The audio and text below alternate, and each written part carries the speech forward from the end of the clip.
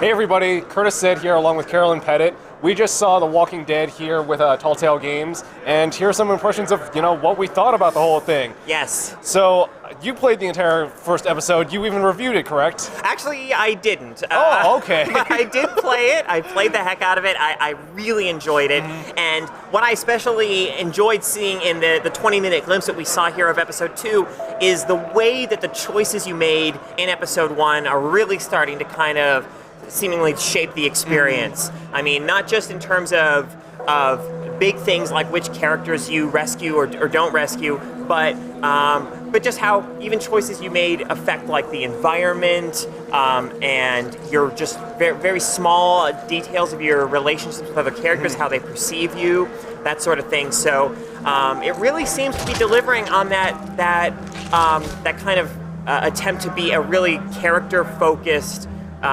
story. Yeah. I mean, in episode 1, you had to decide who was going to live and who was going to die, and in this one, it really impacts, how the encampment is kind of reacting to you and what exactly is going on and the assets that everybody has. Because in the demo we saw, they killed off Carly and who was it that survived? Mark?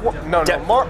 Doug was the one who survived. Yeah. Mark is a brand new character. We'll get into that later. Yeah. But now that Doug is alive, he's all about engineering, a little bit of tech stuff. So he builds the alarm on the fence, and so he knows when the walkers are going to be coming. Yeah, he presumably brings things that Carly wouldn't, but on the other hand, if you have Carly there, she presumably brings things to the group that you don't have if you didn't save her. Also, just you have to make kind of really difficult choices at times about who to help and who not to help in small ways. It's not always these kind of pulse-pounding decisions of, oh my god, there's a walker and somebody's going to die if I don't do something. There's a section we saw where you, as Lee, are given 4 pieces of food. The episode is called Starved for Help, food is really in short supply. They're trying to ration everything out because they ate everything that they had in the last 3 months and they're almost gone completely. Right, so very meager food supplies. It's like he has half an apple, he has a package of like cheese and crackers. Not meals by any stretch of the imagination. Was that a slice of bacon he was holding? No, it was jerky. Okay, that's what it was. Yes.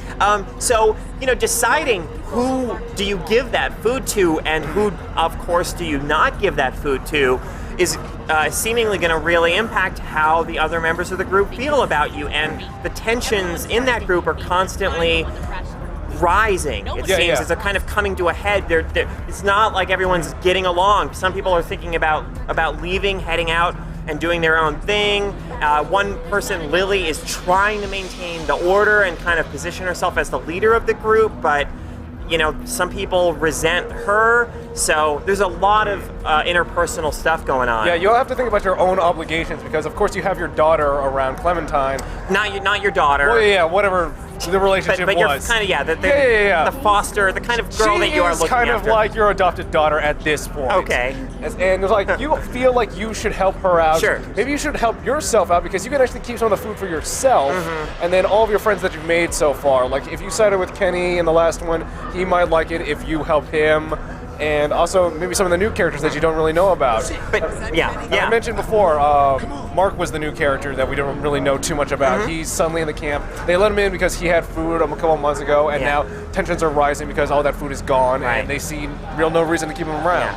I think it's important for us to point out, though, that it's not just these kinds of quiet character moments. I mean, there is there's intensity in this game. There is really intense, those moments of quiet character consideration are balanced out by moments where somebody is going to die if you don't do something right now. And the episode starts off with a bang, with Lee having to make a choice of do something really grisly and nasty and kind of stomach churning to potentially rescue somebody. Someone is trapped and you only have a few options. Do you just run away? Do you have to try and figure out the trap, or do you go to extreme measures and you might have to amputate something? I'm not saying specifically what, but your options are all out there. So a very exciting demo. It goes between the intense high moments and the slower paced character moments, and just left me even more eager to play Walking Dead Episode 2. Yeah, I'm very excited. And if you out there in the viewing audience want to know more, check out our GameSpace and all the rest of the coverage of Walking Dead Episode 2.